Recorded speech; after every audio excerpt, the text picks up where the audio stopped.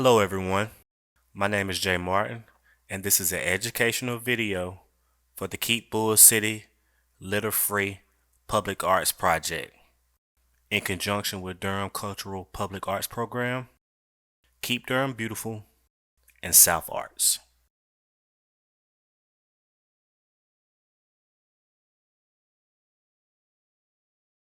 The City of Durham Cultural and Public Arts Program, in partnership with Keep Durham Beautiful, has received a grant from South Arts to promote litter prevention through creative public arts at 3 bus stop locations across the city of Durham.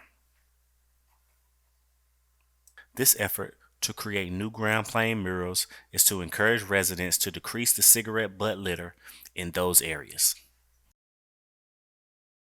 The selected artist, myself, Jay Martin, was to design murals to act as advocacy agents around litter prevention in the community, and we'll start with those designs. The first part of the design process was trying to represent Durham, the city of Durham, in a ground mural plane. We used the symbolism of the Durham flag to make that representation.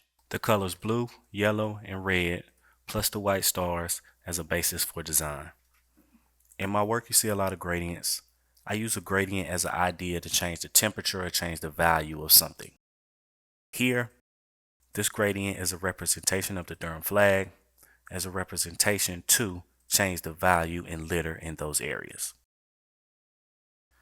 Another aspect that you see in my work is typography as a simple and direct way to get a message across. In this case, my city, my responsibility. This statement refers to the responsibility we all have for keeping our community clean. Last but certainly not least, we use the stars as a representation of the population of Durham.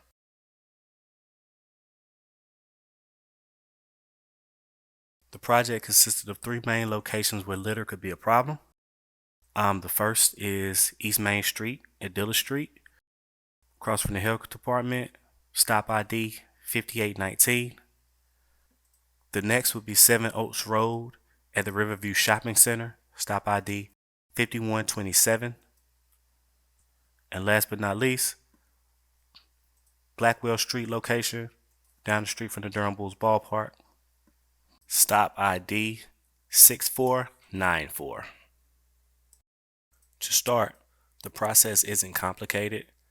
What you have is an 11 color gradient and a 1 color typeface.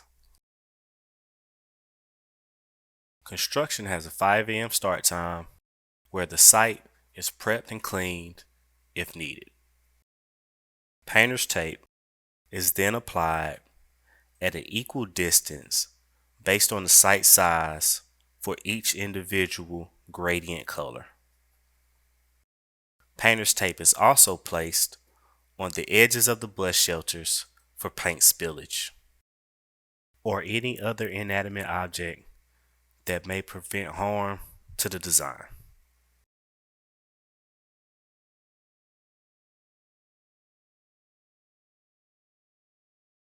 After the area is prepped and each section is taped off, paint is then applied to each individual section, skipping a section to allow the previous section to be dried.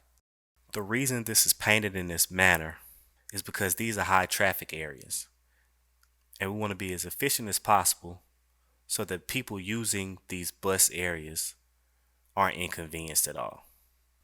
So we're also using quick dry paint and paint that doesn't need a primer that can be placed outdoors.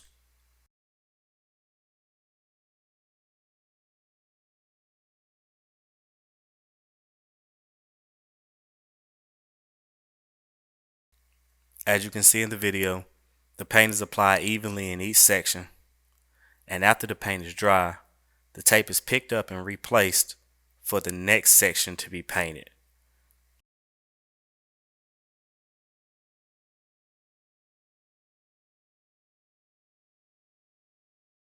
After the tape is reapplied, the next section of paint is then painted over top of that tape to ensure straight lines in the design.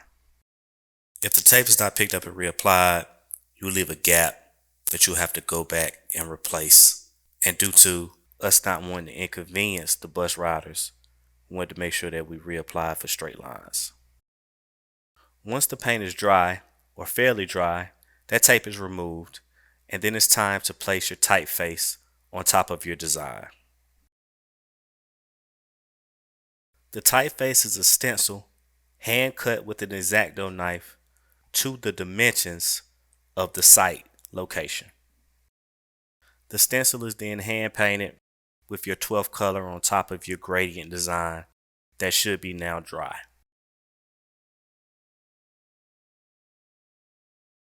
Normally, after one section of the stencil is painted, we pick it up because when you're dealing with paint and paint brushes on top of these stencils, they have a tendency to bleed through.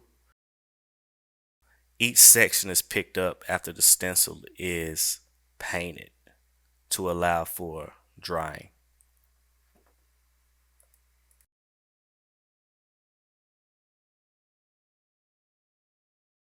Just as with the typeface, it's the exact same process with the stars, stenciled out and then painted on top of the gradient with a brush, picked up after applied for drying.